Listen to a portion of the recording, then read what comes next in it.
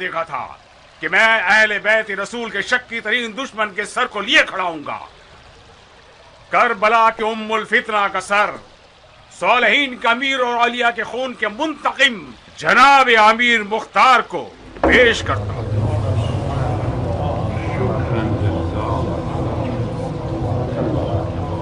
क्या तुम आशिक हो मुख्तार? मेरा जाहिर क्या बताता है? तुम्हारा जाहिर कुछ गलत बयानी कर रहा है, खुसूसन तुम्हारी आंख का जख्म। शैतान से मुहतात रहना मुख्तार। तुम एक बड़े काम के लिए मबूस किए जाओगे। तुम मरजाना के बेटे को मारोगे और उसके मुंह पर जूता मारोगे। उस वक्त अपने पांव के नीचे के कुएं से गाफिल मत होना। मुमकिन है वो तुम्हें दोज़ख की कब्र तक पहुंचा दे।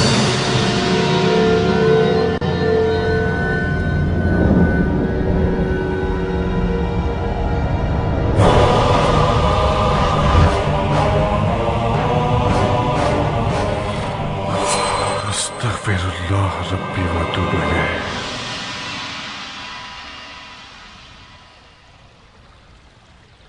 खुदा की पनाह।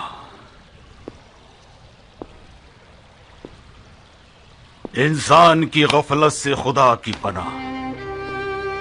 नकल है कि इस शख्स ने इसी छत के नीचे और इसी जगह पर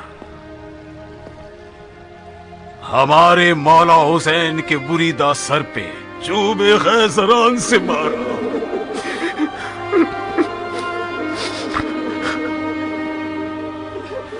मजलूमियत हुसैन पर खून के आंसू भी बहाएं तो कम होगा, मगर आज शुक्र और खुशी का दिन है। अपने सर के बाल कटवा कर मदीने में मौला सज्जाद के हुजूर इस सर को ले जाएं।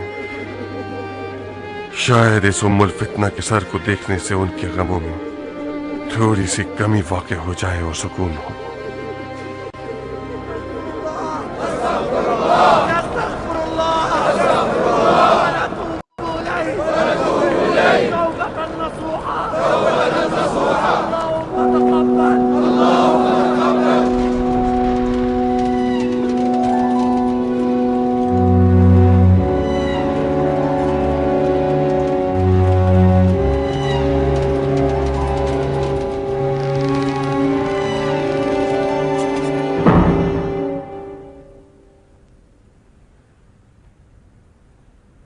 लंगड़े हो, खड़े नहीं हो सकते, गूंगे भी हो। खलीफा आ गए हैं, देख नहीं रहे? अंधे नहीं देख रहे? वो अल्लाह की मजबूत रस्सी को थामे हुए है, उसके जिक्र में क्यों हायल हो रहे हो?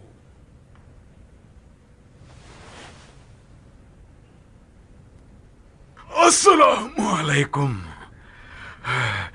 अहलन व सहलन। वालेकुम अस्सलाम। ये कैसी मेहमान नवाजी जाहिल कहीं के? क्या इस खंडर में थोड़ा सा पानी या कोई खजूर नाम की शय नहीं पाई जाती कि पजीराई हो सके? ये बेचारे तो माजूर हैं, इन्हें नरम गद्दी पर बिठाना चाहिए, न कि जमीन सख्त पर। खुदा लानत करे तुम लोगों पर, खुदा लानत करे तुम सब पर। तुम लोगों को सिर्फ हमारी बेइज्जती करवानी आती है। मैं कुर्बान जाऊं आप पर। हमने चाहा कि हम हकीरों के दोस्त पर बैठ के आ जाएं। हमने चाहा कि किसी नर्म गद्दी पर तशरीफ रखें और कुछ पानी पी लें, मगर ये खुद मुसिर हैं कि जमीन पर बैठें और किसी चीज को मुंह न लगाएं। कोई गिला नहीं है, इस बेनवा की सरजनिश मत करो। असल मौजू पर आओ। क्यों बुलवाया है मुझे? मैंने चाहा कि तुम आओ और हम बैठकर मुसलमानों की इस अफसोसनाक हालत पर कुछ गौर करें। तफर्रुका इब्ने अली, इस तफर्रुक़ेबाज़ी ने दीन के पाक दरख्त पर टिड्डी दल की तरह हमला कर दिया है। अगर हम इसकी खबर न लें तो वो दीन की जड़ को खोखला कर देगा। मुझ बेकार और माजूर शख्स से क्या काम है तुम्हें? ये बेकार और बीमार शख्स कोई झूठा आदमी नहीं है। खानदान और असर नसब के लिहाज से रसूल खुदा के भतीजे हो। तुम्हारे मुरीद इराक में अनकरीब खुदाई का दावा करने वाले हैं। अलबत्ता तुम्हारा कोई कसूर नहीं। मुरीदैन हमेशा दो चार हाथ से गुजर ही जाते हैं तो उन्हें महार का रोना बनता है। खुदा मुख्तार ने तुम्हारे नाम से इराक में लोगों का माल हड़प करना शुरू कर दिया है। लोगों के दिलों में अपना खौफ बिठा रखा है उसने। कहता है उसके पास तुम्हारा हुक्म है। मैंने मुख्तार को कोई हुक्म नहीं दिया। मैं जानता हूं अगर तुमने मुख्तार को हुक्म दिया होता तो तुम अपने चचा की शरीयत को पीठ दिखा देते। आप इस गुनाह कबीरा से मुबर्रा हैं। मैं चाहता हूं कि आप इस बलून के झूठ को लिखकर भेज दें ताकि लोग समझ जाएं कि उन्होंने एक झूठे शख्स के हाथों बैत की है। मैं ये नहीं कर सकता। क्या फरमाया आपने? नहीं कर सकता बंदे खुदा। रवा नहीं है कि मैं मुख्तार और उसके क़याम पर जुल्म करूं। उसने मेरे मजलूम भाई हुसैन के इंतकाम के लिए क़याम किया है ताकि हमारे दिलों के जख्मों के लिए एक मरहम बन जाए। वो इस हक के साथ उठाए कि तुमने सिर्फ उसका दावा किया था। आशूर के मकतूलीन के तमाम वरसा मुख्तार के लिए दुआ गो हैं। अली के बेटे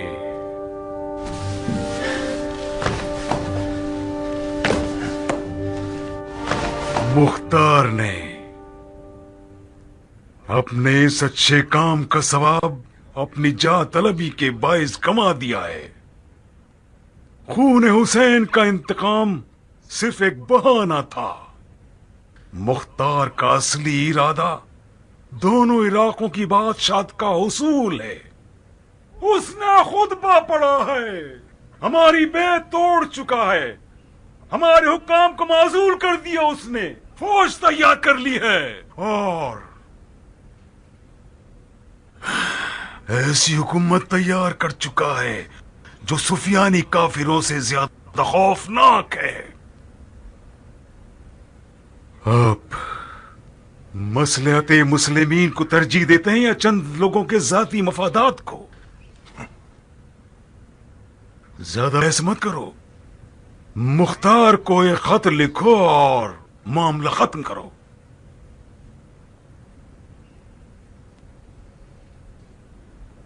मेरे मुख्तार को खत लिखने से तुम्हारे कामों में कोई गिरा नहीं खुलने वाली।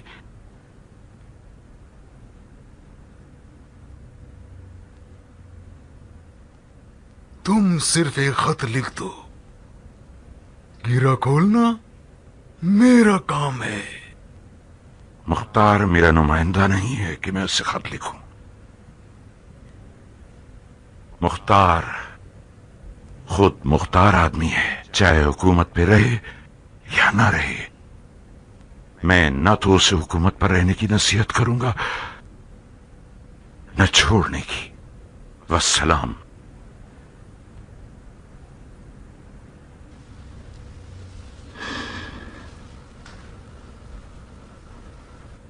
सही।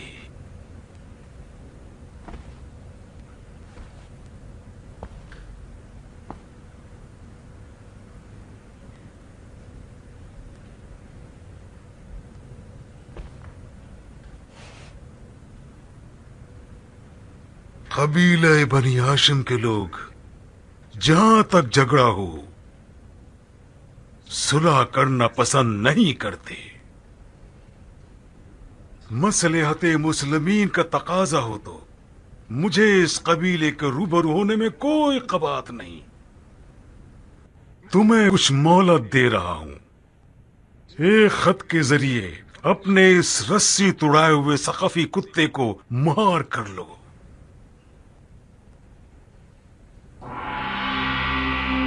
इसे हिफाजत के साथ एक हीमे में जमजम के करीब ठहराओ ताकि दुआ के जरिए अपने तकब्बुर का इलाज कर सके।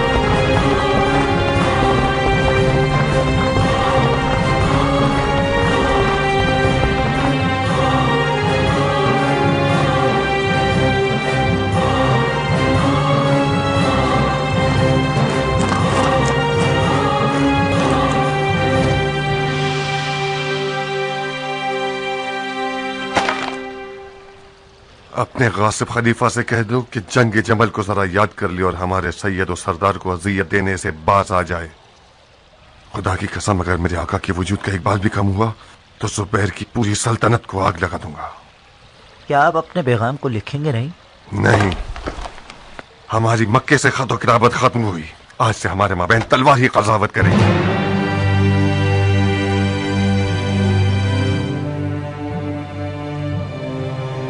अबू मुफलिस। जी अमीर। जद अली को फौरन बुलाओ। इताअत अमीर।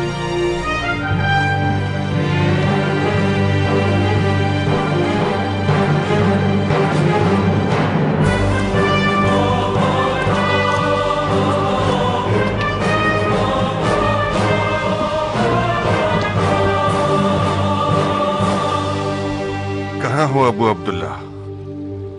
आजकल नजर ही नहीं आते। आपके जेरे साया मशक़ें करते हैं ताकि जिहाद अकबर में पीछे ना रह जाएं। मैंने कसम खाई थी कि आपके मेंबर के नीचे बैठने वालों में से रहूं, जो कि हूं। बिला मुबालगा आज तक आपके एक खुतबे को भी नहीं छोड़ा मैंने। किस तरफ मस्जिद में बैठते हो कि नजर ही नहीं आते? किसी ऐसे कोने में बैठता हूं कि खतीब की नजरों में ना आ सकूं। क्यों? दो वजूहात के तहत अबू साक, रियाकारी से भी बचना था और कयाम के गनाइम और लालच से भी बचना चाहता था। अगर हमने आपके साथ मिलकर कयाम किया था तो एक ऐसा फर्ज था जो हमारी गर्दन पे सवार था, बगैर किसी लालच और मकसद के। कयाम के बाद फासला इसलिए अख्तियार किया ताकि आप पर बोझ न बन जाए। मुझे यकीन था कि जब कभी मेरी जरूरत होगी अमीर मुझे बुलाएंगे। नियत जद अली मुझसे पोशीदा नहीं है। अगर मैंने अब तक तुम्हें नहीं बुलाया था तो इसकी वजह यह थी कि मैं बड़े कठिन मैदानों के शेर को छोटे मोटे और मामूली कामों में इस्तेमाल नहीं करना चाहता था। इस वक्त हम के मामले में एक ऐसी गिराह लग गई है जो सिर्फ तुम्हारे हाथों ही खुल सकती है। कह दें कि तुम्हें अपनी जान देनी होगी। मैं बगैरत हूंगा अगर जरा बराबर भी करायत का मुजाहरा करूं या अपनी जान देने से दरेक करूं। पेशर जुबैर ने सैयद को जमजम के करीब एक खीमे में कैद कर लिया है और उसने ये धमकी दी है कि अगर हमने सर तस्लीम खम न किया तो वो उन्हें कुछ हाशमियों समेत जिंदा जला देगा। जुबैर के मनहूस बेटे से कुछ भी बैद नहीं। मुझे क्या करना होगा? तुम्हें उम्रा करने जाना होगा, एक ऐसे लश्कर के साथ जो बगैर तलवार और जंगी लिबास के हों। तुम सबको एहराम पहनना होगा और अपने आप को सैयद के पास पहुंचाकर उन्हें उस चुंगल से निजात दिलाना होगा और किसी महफूज मकाम पर मुंतकिल करना होगा। हमें किसी ताबड़तोड़ हमले की इजाजत है या नहीं? ताबड़तोड़? लकड़ी लाठी। जुबैरियों को डराने के लिए ये जरूरी है। मगर इतना ध्यान रखना कि हरम काबा में कोई खून न बहे, और हाँ, काम मुकम्मल होने तक किसी को भी तुम्हारे उस गैर मरई लश्कर की खबर तक न होने पाए।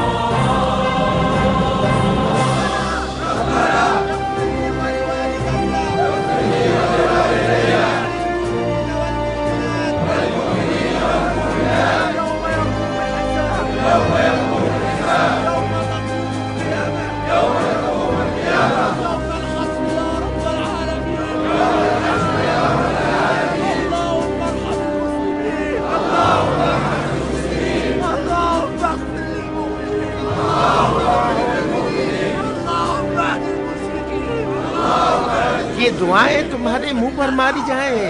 इतने सारे जव्वार हैं, एक बीमार या माजूर नहीं जो हमसे ये तख्ते किराए पर लेने।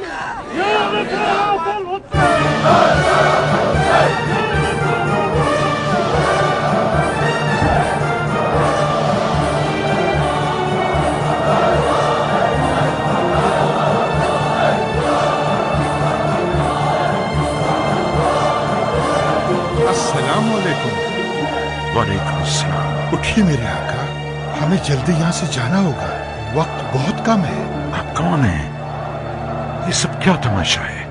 आपको बचाकर ले जाने पर हम मुख्तार की तरफ से मामूर हैं। हरम काबा के अंदर लकड़ी लाठी मकरू है बंदे खुदा। ये हिसार मेरे लिए मुकद्दस है, मैं ये हिसार नहीं तोड़ूंगा। मैं माजरत चाहता हूँ, इस सूरत में मुझे आपको जबरदस्ती लेकर जाना होगा।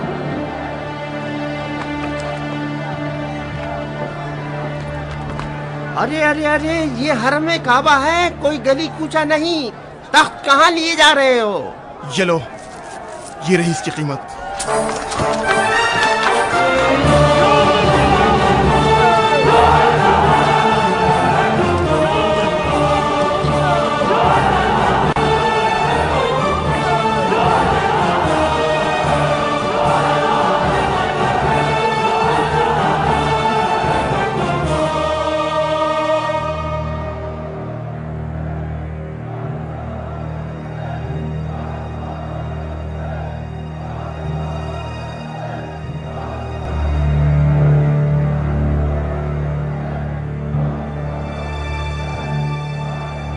ये कैसा नारा है? हमारा खून हुसैन से क्या वास्ता? माफी चाहता हूँ भाई। जाफर, ये क्या शोर शराबा है? मोहम्मद इब्ने अली को चुरा कर ले गए। चुरा कर ले गए? क्या वो सोना था जो चुरा लिया गया? कुर्बान जाऊं आप पे। मुख्तार के आदमी लाठियों के साथ सहने काबा पर हमलावर हो गए और अली के बेटे को अपने साथ ले गए।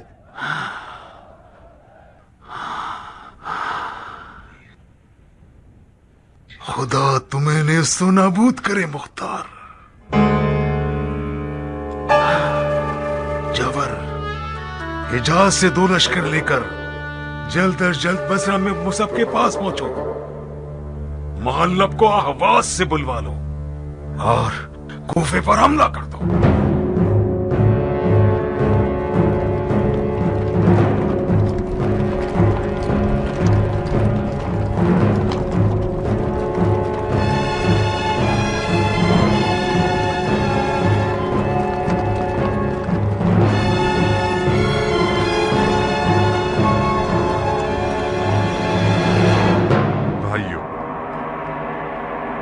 जो परचम अदल व इंसाफ आज आप लोगों ने कूफे के दारुल हुकूमत पर नस्ब किया है, ये आप ही की दुआओं और खुलूस के मरहून मिन्नत है।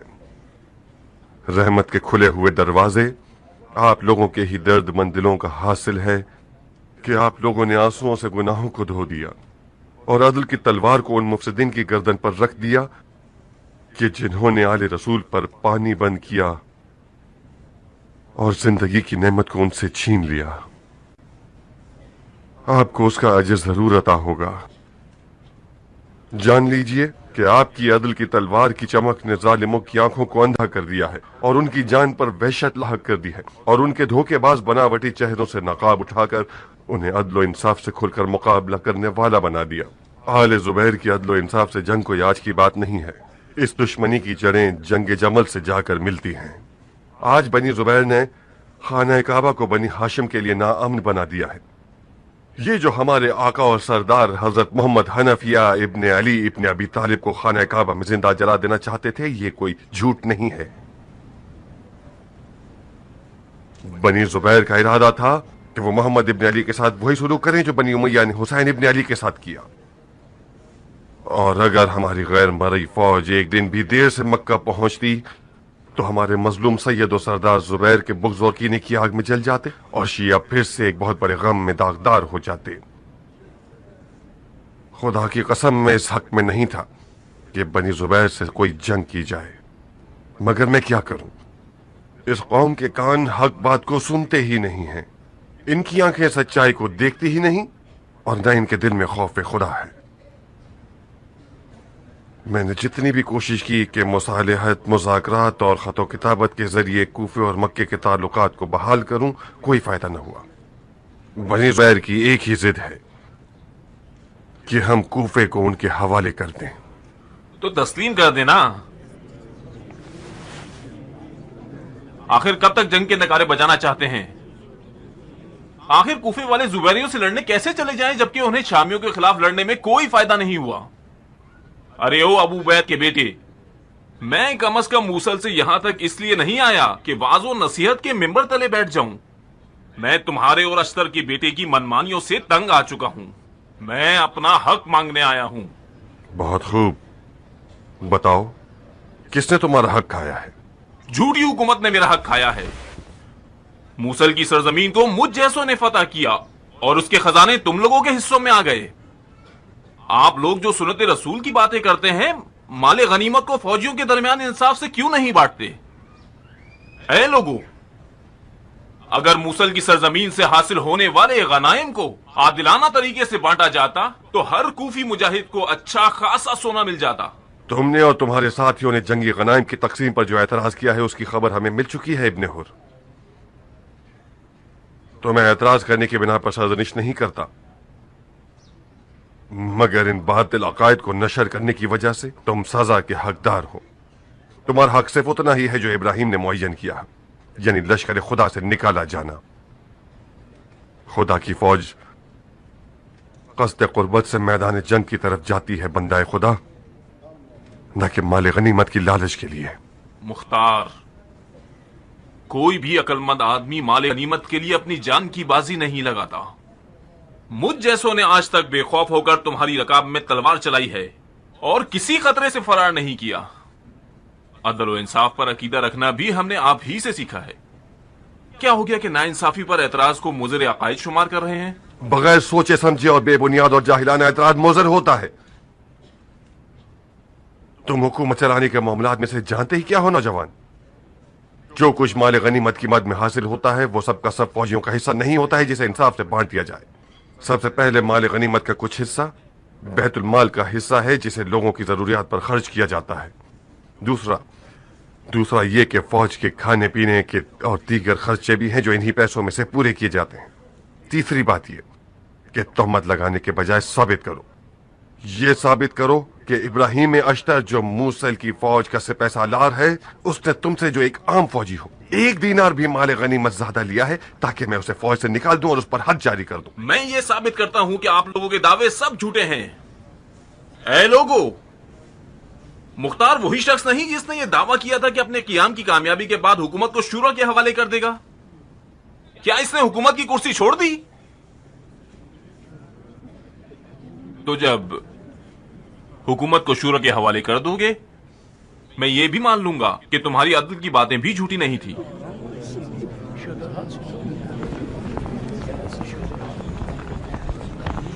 रुक जाओ नमक हराम। अमीर मुख्तार की गैरत और हया की कसम, अगर अपने तारीख अफकार से दस्तबरदार ना हुए, कूफे को तुम्हारे लिए जहन्नुम बना दूंगा। बाबू, मैं अगर तुम जैसे कुत्तों के भौंकने से डरता होता तो कभी तुम्हें पत्थर ना मारता। बेंशुमैत, खुदा के घर की हुर्मत का पास रखो। जाने दो इसे मेरे भाई।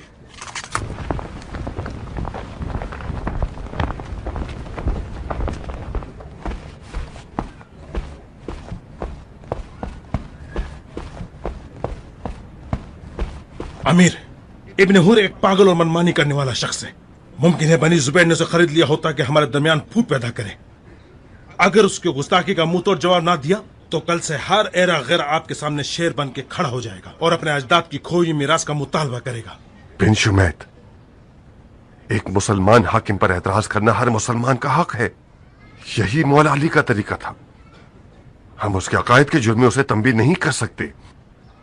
जब वो तलवार निकाल ले और शर फैलाए और लोगों की जिंदगियां हराम करने लगे, फिर हम उसे उसके अमाल की सजा देंगे।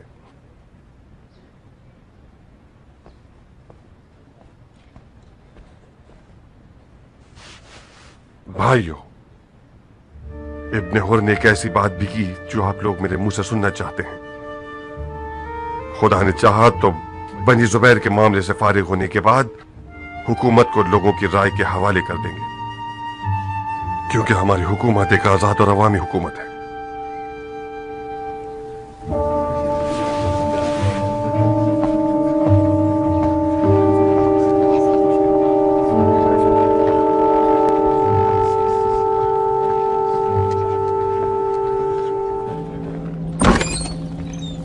ये क्या रोज का तमाशा है बगैर तो? हमने कोई गुनाह किया है कि हम मुख्तार के पड़ोसी हैं? खांसी आ जाए या छींक आ जाए तो ध्यान रखना पड़ता है कि नामहरम हमारी आवाज ना सुन लें। सारा दिन हमें अपने घर में सुकून से कोई काम करना भी नसीब नहीं होता। आखिर तुम लोगों को जरूरत क्या थी यहाँ पर आकर रहने की? तुम लोग जो अपने साय से भी डरते हो और हर वक्त सिपाहियों को तुम लोगों की हर जगह हिफाजत करनी होती है, तो फिर अपने उसी जहन्नुम महल में जाके क्यों नहीं रह लेती? मुझे समझ में नहीं आता कि आखिर कब तक ये बेहिसी आम रहेगी। मैं कहती हूँ खोलो इस तबेले के दरवाजे को। चुप हो जाओ औरत, बदतमीजी करोगी तो तुम्हारी शामत लगा दूंगा। जचता है तुम पर और तुम्हारे जाबिर अमीर पर जचता है। आओ आओ मेरी शामत लगाओ बगैर तो। लानत है शैतान पर। हिफ है कि अमीर मुख्तार की हुकूमत में औरतों की तौहीन जुर्म है, वरना मैं तुम्हारे बाल पकड़कर घोड़े से बांध देता ताकि तुम्हारा मुंह आइंदा बदतमीजी और बेगैरती के लिए ना खुल पाए। हाँ, औरतों की हुर्मत तो उस अमीर को होती है जो मुसलमान होता है और हलालो हराम की तमीज होती है, ना कि तुम और तुम्हारे उस खूंखार जालिम अमीर को। आओ आगे आओ आओ, मेरी अबाया उतार कर मेरे बालों को घोड़े की दुम से बांध दो। नहीं नहीं, उसे मत छूना वरना अपनी औकात दिखा देगी। उसे जानते नहीं हो तुम लोग। ये औरत कल तक सिर्फ एक रेशमी रुमाल थी अपने शौहर की कबा की जेब में। जब से इब्ने हुर ने अपनी इज्जत का आले जुबैर के हाथों सौदा कर लिया है, तब से अपने रेशमी रुमाल को अपने मकासद को पाने का जरिया बना लिया है। एक देख दूसरे को कहती है तुम्हारा मुंह काला है। हो सकता है कि मुख्तार की बेगैरती मेरे शौहर में भी सरायत कर गई हो। कल तक इब्ने हुर मुख्तार की रकाब में था तो उसकी गैरत पहाड़ जैसी थी। जब से मुख्तार ने अपने सारे रंग दिखाना शुरू कर दिए हैं ताकि हुकूमत के तख्त पे राज कर सके, तो मेरे शौहर जैसे लोग बेगैरत हो गए हैं। अरे लोगों, ये मोहल्ला सिर्फ एक मुख्तार का है या हम सब का? आखिर क्यों रोजाना सिपाहियों के बड़े बड़े रेवड़ आते जाते रहते हैं और लोगों का सुकून बर्बाद कर देते हैं? एक दिन, 2 दिन, 10 दिन, 1 महीना, 1 साल, आखिर कब तक हम इतने ढेरों ढेर सिपाहियों के ज़ेरे साया सांस लेते रहें और चिल्ला भी नहीं सकते? खुदा ना खास्ता मुख्तार 100 साल तक बादशाहत तो नहीं करना चाहता। मुख्तार की 100 साल की हुकूमत तो पुरानी बात हो गई है, मगर मुख्तार इतने अरसे हुकूमत करेगा कि तुम और तुम्हारा शौहर घुट के मर जाओ। इस घर में तो हमेशा से आना जाना लगा रहा। ये आना जाना कल तक तुम्हें क्यों तकलीफ नहीं दे रहा था? क्योंकि तुम और तुम्हारा वो रंग बदलने वाला शौहर कल तक मुख्तार के नाम का सीना पीटते थे। आज मुख्तार बुरा बन गया है क्योंकि जो रकम मोहतरमा के शौहर को दी गई है वो इस नवाबजादी के अखराजात को पूरा नहीं कर सकती। इसे शेरनी बना दिया है ताकि ये मुख्तार के खिलाफ खड़ी हो सके। हर खुला दरवाजा और बिछा हुआ सुफरा रख रखाव नहीं होता। वैसे मैं भी कुछ अरसे पहले अपने दरवाजे पर इस मलका की तरह काफी चहल पहल रखती थी। बकवास बंद करो बासारी औरत। लगता है कि वसाइल को हसरत से देखने ने कुछ ज्यादा ही तुम्हारी जबान खोल दी है। मुझे मजबूर ना करना कि मैं तुम्हारी सारी इज्जत की दास्तानें खोल दूं। अरे लोगों, आखिर हमारा जुर्म क्या है कि 4 दिन इन तंग करने वाले सिपाहियों के बगैर सुकून से जीना चाहते हैं? हमें इसका हक है कि नहीं? ये कैसी हुकूमत है जो पड़ोसी के हुकूक तक तो जानती नहीं है और पड़ोसी के एतराज का जवाब तोहमत से देती है? या तो तुम लोग ये मोहल्ला खुद छोड़ दो या फिर मैं खुद तुम लोगों को यहाँ से निकलवा दूंगी। हाँ, आखिर पालतू किसकी हो? इब्ने जुबैर के कुत्ते जो ठहरे। ये मोहल्ला किसी की जागीर नहीं है मोहतरमा। जब इब्ने जुबैर ने वो सोना जो उसने तुम्हारे शौहर से वादा किया था वो दे दिया और तुम्हारे शौहर ने मोहल्ला खरीद दिया और तुम्हारे नाम कर दिया सर आंखों पर, फिर हम ये मोहल्ला छोड़ देंगे। और हाँ, आज की बात में ये ना देखूं कि तुम शोर शराबा करो और सारे मोहल्ले को सर पर उठा लो। ये सिपाही मर्द हैं और इन्हें शर्म आती है कि तुम जैसी जबान तराज औरत के मुंह लगे। मगर मैं औरत हूँ, सुन रही हो ना नीली आंखों वाली मुंह फट औरत? खुदा की कसम खाकर कह रही हूँ, अगर दोबारा तुमने जबान दराजी और बेहयाई दिखाई तो तुम्हारी नजिस जबान को अपने इन पंजों के जरिए तुम्हारी हलक से खींच लूंगी। तुम्हारे पंजे तुम्हारे उस जल्लाद चौर की तलवार से ज्यादा तेज ना हो तो कुछ कम भी नहीं है। खुदा ने भी 2 बिच्छुओं की क्या खूब जोड़ी बनाई है। मुझे अपने तेज पंजों से डरा रही हो? हम भी कोई माजूर नहीं हैं। अब जब लड़ने की ठान ही ली है तो आओ लड़ो, देखते हैं किसके नाखून और दांत ज्यादा तेज हैं। खुदा तुम्हें माफ न करे मुख्तार, तुम्हारी रोटी पानी कम पड़ गई थी क्या जो तुमने हुकूमत करने की ठान ली? ये क्या मुश्किल खड़ी कर दी तुमने।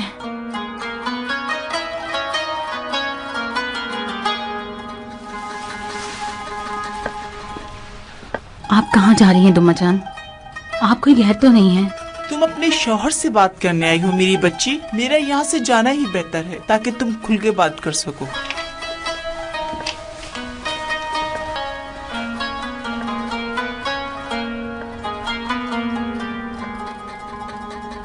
हम सुन रहे हैं बानू। आज तुम बहुत याद आए। आज अपने हुर की बीवी मारिया ने तुम्हारे घर का दरवाजा पीटा, तुम्हें और तुम्हारी हुकूमत को नजिस करके चली गई। मेरा तो दिल चाह रहा था कि जमीन फट जाए और मैं उसमें दफन हो जाऊं। मेरी कुछ ज्यादा कमी भी नहीं थी। उसके शौहर ने भी आज खुदा के घर में मेरे खुतबे को तोड़ दिया, मुझे चोर, झूठा और दगाबाज कहा और चला गया। तुम कुछ करोगे नहीं? क्या करूं? तुम तो जानती हो कि ये सब उछलने वाले बनी जुबैर के पालतू चेले हैं।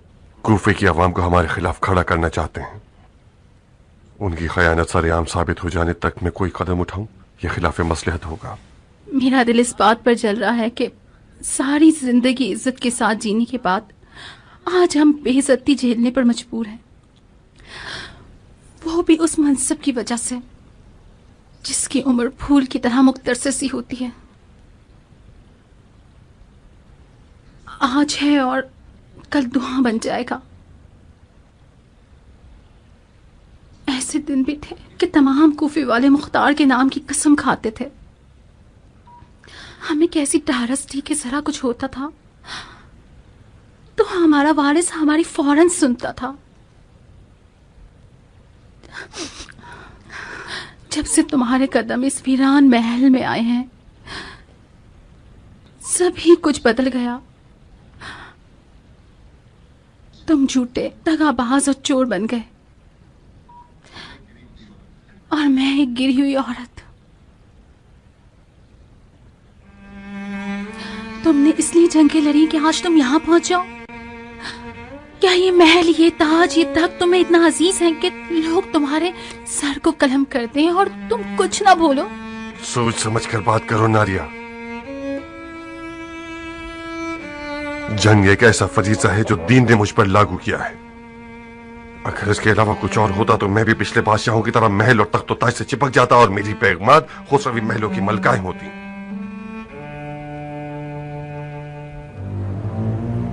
तुम और उमरा कल अपने अपने घरों को गई हो, कल मैं भी आ जाऊंगा। कौन सा कल? शायद ये कल 100 साल बाद आए। अगर तुम्हारे दिल में रियासत की तलब ना होती तो तुम इस जादुई महल में एक लम्हा भी ना रुकते। कौन जालिम है नारिया, तुम या मैं? जुल्म नहीं कि एक उम्र मेरे साथ गुजार देने के बाद भी तुम मेरे दर्द को न समझ पाओ। तुम्हारा मसला कातलाने हुसैन का था कि जिन्हें तुमने मार दिया है। हुकूमत में रहने का कोई अच्छा अंजाम नहीं होता मुख्तार। जरा गिनो तो, तुमसे पहले कितने बादशाह इस महल में आए और उनका क्या हश्र हुआ।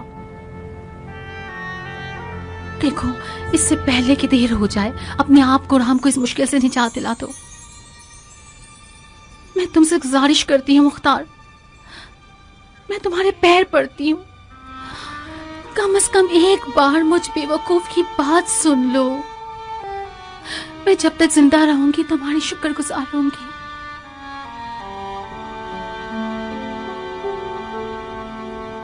कातिलाने हुसैन में से कुछ लोग जुबैरियों की पनाह में हैं और हमारे खिलाफ फितना अंगेजी कर रहे हैं।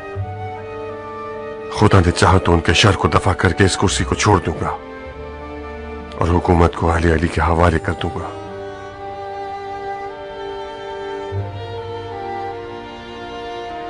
और तुम भी मारिया और जैसी औरतों के एतराजात पर दिल छोटा मत करो। कुछ दिनों के लिए दिल पर पत्थर रख लो। खुदा तो देख रहा है ना। ये मजलूमियत इस कौम की तोहमतों के मुकाबले में बेअजर और सवाब न रहेगी। जलजला बनकर वलवला दिखा दो। बेवा औरतों की आहो बका और गिरिए पर ध्यान मत देना। मुख्तार के सिपाहियों के दफ्तर की कमर तोड़ दो। जो कुछ भी माले गनीमत मिले वो सब तुम्हारा होगा। औरतों के सोने के हार, बुंदे और चूड़ियों से लेकर उन बेजबान सिक्कों तक जो मुख्तार ने अपने सिपाहियों को दिए हैं, ऐसे शब खून मारना कि जैसे मुख्तार की हुकूमत के कल्ब पर गैब से कोई तीर आके लगा।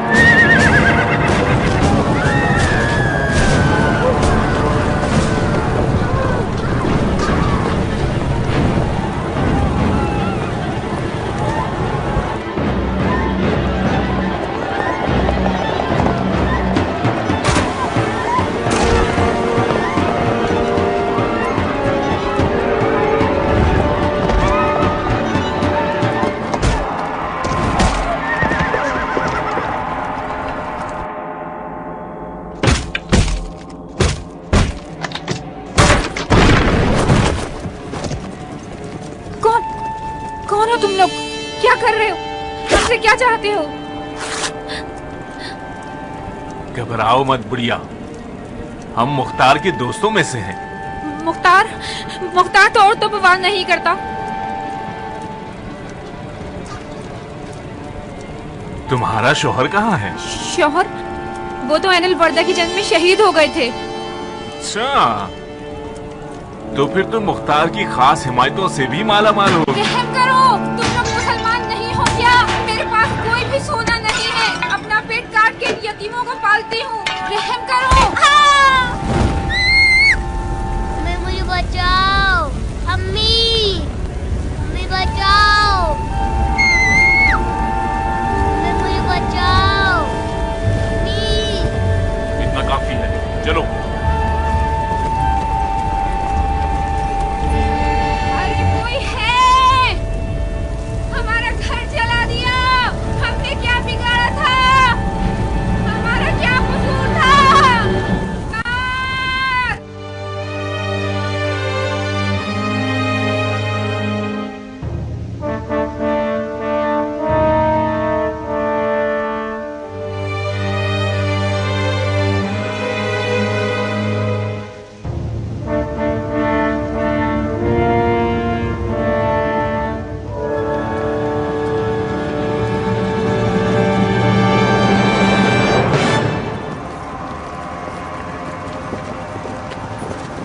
अरे ये क्या किया है हमारे साथ? इस सारे नाहा खून पर किसका कसूर है? क्या ये थी वो अदल इंसाफ की हुकूमत जिसका तुमने वादा किया था? पीछे रहो, अमीर तुम लोगों की बात सुन रहे हैं। ये क्या तमाशा है जो हमें पीछे हटा रहे हो? मैं अमीर को देखना चाहती हूँ। मैं कहती हूँ हटो मेरे सामने से। फजूल की बातें मत करो बहन, अपना शिकवा बयान करो। अमीर सुन रहे हैं। अंधे हो? मेरा शिकवा मेरे जख्म है, मेरा शिकवा मेरा वीरान घर है, मेरा शिकवा ना अमन हालात है, मेरा शिकवा नाइंसाफी है। अगर अमीर के कान सुनने वाले होते तो आज इन फकीरों और गरीबों का ये हाल ना होता। इसे आने का रास्ता दो सिपाही। आगे आओ बहन, इधर आओ।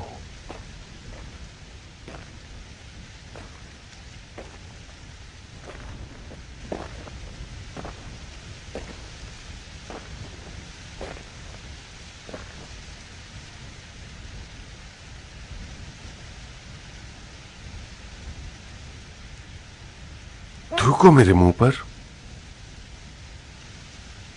मेरे मुंह में खाक।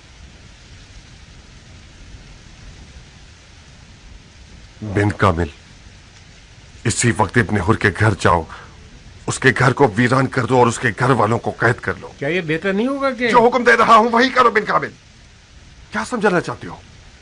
कुछ लुटेरे लोगों के घरों पर हमला आवर होते हैं, तोड़फोड़ और जलाओ घेराव कर रहे हैं, तुम्हारी और तुम्हारी सिपाहियों की इज्जत को पामाल कर रहे हैं, हुकूमत को नालायक और कमजोर दिखाना चाहते हैं, और तुम ये समझाना चाहते हो कि मैं अपने गुस्से को ठंडा कर लूं और नरमी से काम लूं, इतनी रोने की आवाज को न सुनूं। अगर मैं इन सिपाहियों का सरदार होता तो इब्ने हुर की खाल को नोच कर रख देता। या तो हमें लोगों की जान और माल और इज्जत और आबरू की हिफाजत करनी आती है या नहीं आती। अगर नहीं आती तो बेहतर यह होगा कि हम मर जाएं।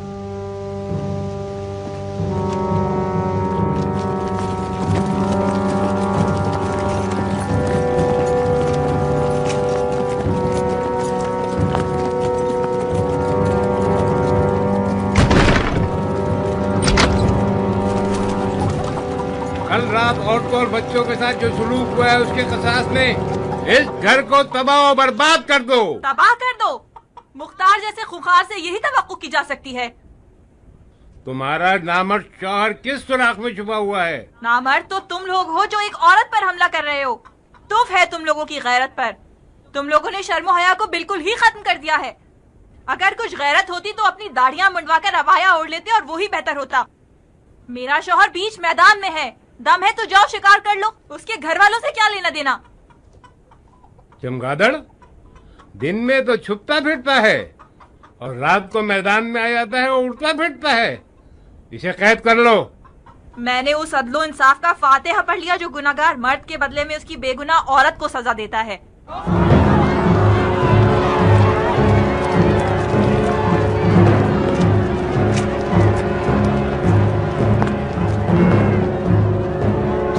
इसे सूली पे चढ़ा दो, मार दो इसे जान से मार दो। इसे रस्सी से क्यों बांध कर लाए हो? क्या करना चाहिए था बहन?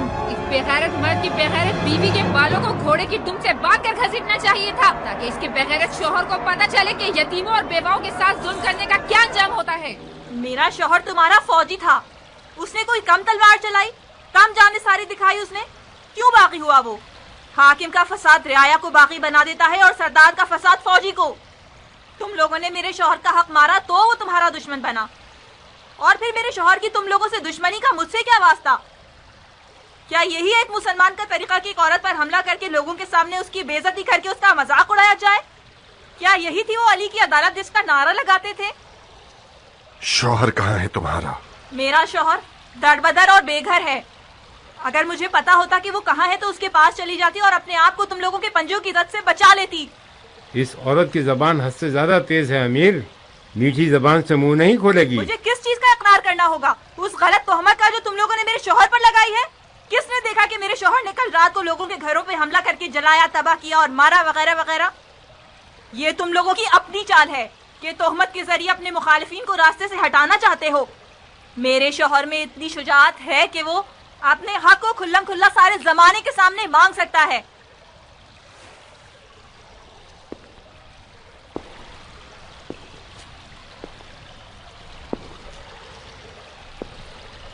ये सामने आ गया कि तुम और तुम्हारे बेगैरत शौहर ने बनी जुबैर की मदद से हमारी हुकूमत की कब्र खोद डाली है। साजिश हर लिहाज से नबी तुली हुई है। हाँ, हमारी गैरत और इंसाफ का यह तकाजा नहीं है कि किसी बेशर्म और बदतमीज औरत पर तलवार उठाए। मुमकिन है तुम्हारा बदमाश मिजाज शौहर भी यही तवक्को रखता होगा, जब भी खुद तो चूहों की तरह भाग निकला और एक चुड़ैल को हमारे लिए छोड़ गया। मगर मैं मुख्तार साकफी ये साबित कर दूंगा कि मैं शैतानों की साजिशों से वाकिफ हूं और उनकी ईंट से ईंट बजा दूंगा।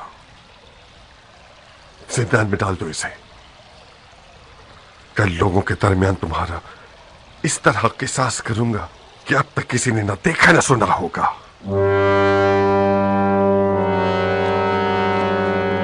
इसकी बकवास के धोखे में मत आना मारिया।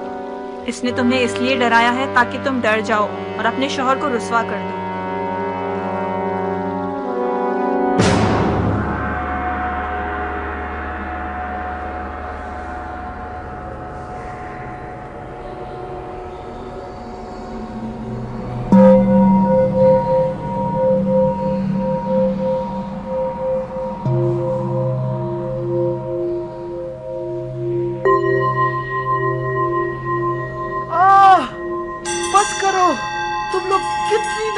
शब पढ़ते हो तुम लोगों को खुदा का मुख्तार क्या करना चाहता है वो कुछ नहीं कर सकता। हम न करबला में थे, न हमने किसी का माल खाया है और न ही लोगों का कोई नुकसान किया है। मैं तो मुख्तार के गुस्से से डरता हूँ।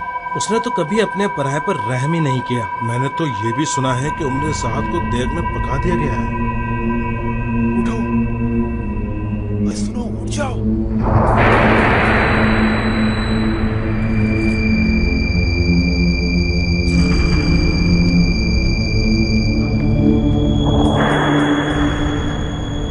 दरवाजा खोलो ना। दरवाजा खोलो ना। दरवाजा खोलो ना। दरवाजा खोलो। सिपाहियों! मेरी बात सुनो। सिपाहियों! दरवाजा खोलो। मैं तुम्हें यहाँ से निकाल दूंगा। यहाँ दरवाजा खोलो। सिपाहियों! कहाँ मर गए बगैर तुम? दरवाजा खोलो ना। दरवाजा तोड़ दूंगा। अरे मैं कह रहा हूँ दरवाजा खोलो ना।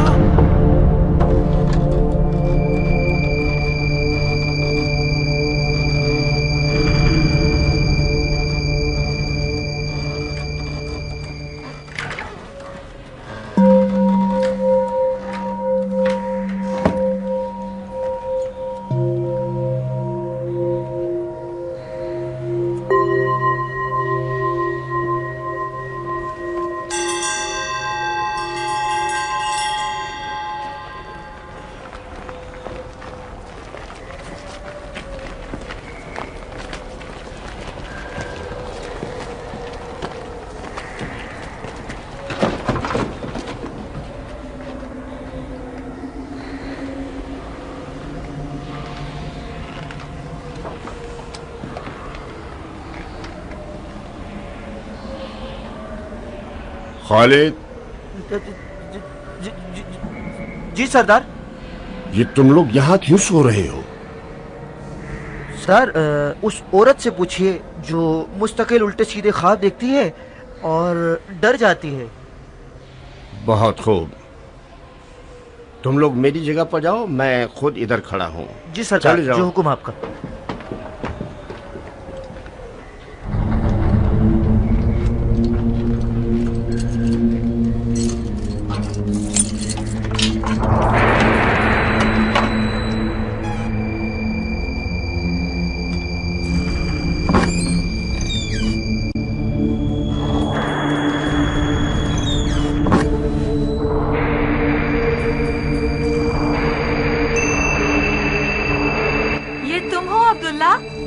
यकीन नहीं आ रहा तुम्हें? ये ख्वाब है या हकीकत? समझ लो कि तुम ख्वाब देख रही हो। अपने ख्वाब को जारी रखो, जल्दी करो, वक्त कम है। मैं अपनी शौहर की गैरत और मर्दानगी पर नाज करती हूँ।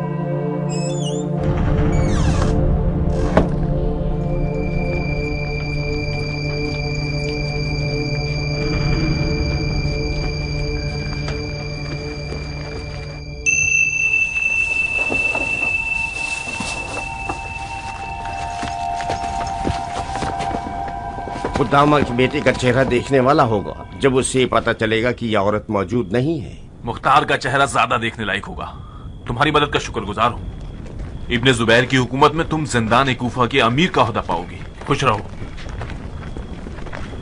तो फिर हमारे हिसाब का क्या होगा? क्या हुआ? मैंने अर्ज किया कि हमारे हिसाब का क्या होगा। कैसा हिसाब? हमने आपस में मुआहदा तय किया था, मर्दाना वार एक रकम तय की थी हमने। जिंदान का मख्फी दरवाजा 500 सिक्कों के बदले में, जिसका आधा तुमने दे दिया और बाकी आधा तुमने अभी देना है। वादा निभा दिया मैंने। तुम्हारी जान की कसम, मेरा हाथ खाली है। मेरे पास जो कुछ था उसे मुख्तार से दुश्मनी में लगा दिया। इसका भी इकरार कीजिए कि मैंने भी कोई कम खतरा मोल नहीं लिया है। मुख्तार को जैसे ही पता चलेगा कि मैंने उससे खयानत की है, फौरन मेरी जान ले लेगा। क्या मुझे लाजमन ये रकम अदा करनी होगी? आपके सर की कसम, बिल्कुल भी गुंजाइश नहीं है। मैंने एक एक दिनार का हिसाब लगाया हुआ था। ये मत समझना कि मैं कोई कंजूस आदमी हूं, नहीं। जाती तौर पर मुझे उन लोगों से शदीद चिढ़ है जो अपने मालिकों से खयानत करते हैं।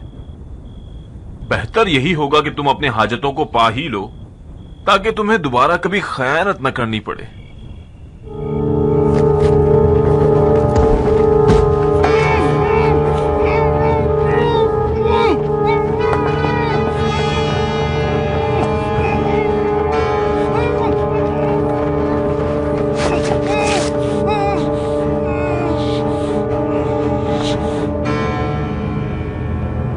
लाश को जिंदान के खुफिया दरवाजे का पहरेदार बना दो, ताकि मुख्तार ये जान ले कि लालच के अजदही ने उसकी हुकूमत को डसा है।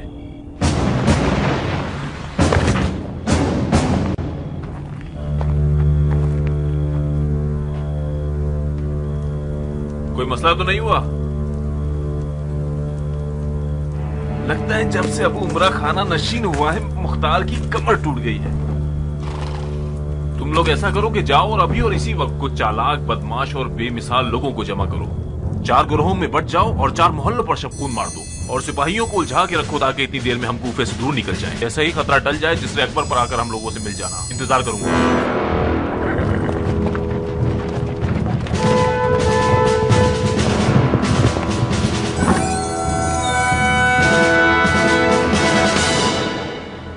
आप पे कुर्बान जाऊं। बज़ाहिर कैद खाने के सिपाहियों को सरदार जंदान के मख्फी रास्ते से भाग निकला है। अब क्या वादा किया है वो तो खुदा ही जानता है। खयानत, रिश्वत, कुफ इस कदर बेगैरती और पस्ती पर।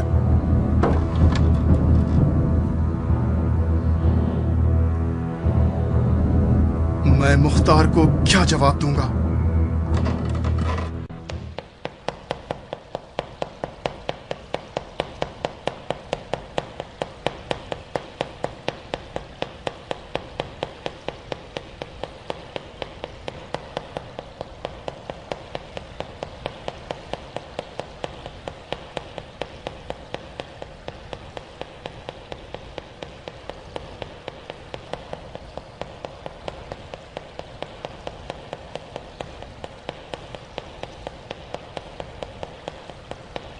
एक सिपाही खामोश!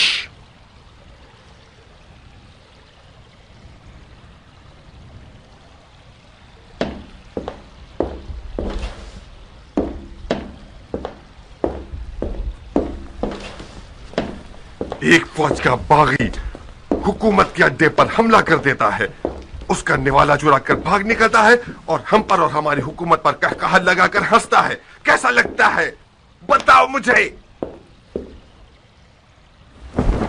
ऐसी हुकूमत जिसके तमाम साहिबाने मनसब अफराद अंधे, गूंगे और बहरे हैं।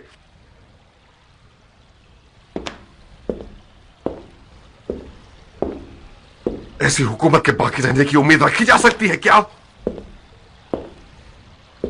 यह हमारा ही कसूर है जो भुगतना पड़ रहा है। इब्ने हुर का सारा किस्सा हमारे अपने किए की सजा है। एक पूरी हुकूमत की इज्जत और तौकीर सिर्फ चंद दीनार रिश्वत के बदले में। मैंने फातिहा पढ़ ली है इस हुकूमत की, तुम लोग भी पढ़ डालो। नहीं अमीर,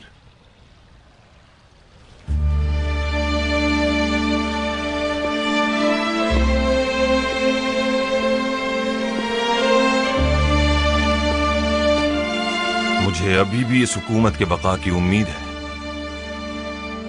तुमने हम सबसे ज्यादा कुर्बानियां दी हैं कियान।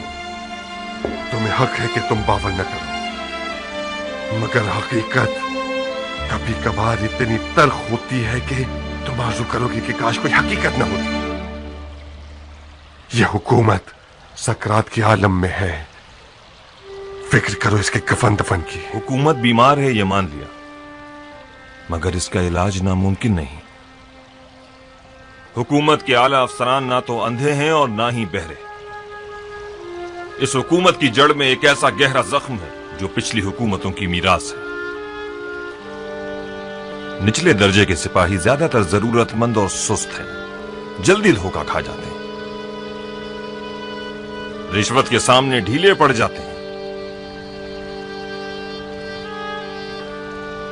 जिस रात हुरमला ने मेरे अहले खाने पर हमला किया, मैं उस रात एक अजनबी के हुलिये में कूफे के मोहल्लों में घूम रहा था ताकि कानून के मुहाफिजों और सिपाहियों पर नजर रख सकूं। उस रात में मसले की जड़ तक पहुंच गया। बीवी और बच्चे के दाग ने मुझे मौका न दिया कि इस बारे में आपसे बात कर सकूं। उस रात एक सिपाही मेरे माल पर बुरी तरह से नीयत खराब कर बैठा। इब्ने हुर ने कोई नई हरकत नहीं की है, इन्हीं सिपाहियों में से कुछ को खरीद कर जिंदान तक रसाई हासिल कर ली। सिपाही उस वक्त बिगड़ता और खयानत करता है जब वो जरूरतमंद हो। उसकी जरूरत को पूरा कर दीजिए, वो दिलो जान से खिदमत करेगा। नाउम्मीद नहीं करूंगा तुम्हें कियान। शायद तुम और तुम्हारे साथी मसीहाई मौजूजा रखते हो और इस हुकूमत के मुर्दा जिस्म में रूह फूंकने आए हो ताकि इस मुर्दे को दोबारा जिंदा कर सको। बिस्मिल्लाह।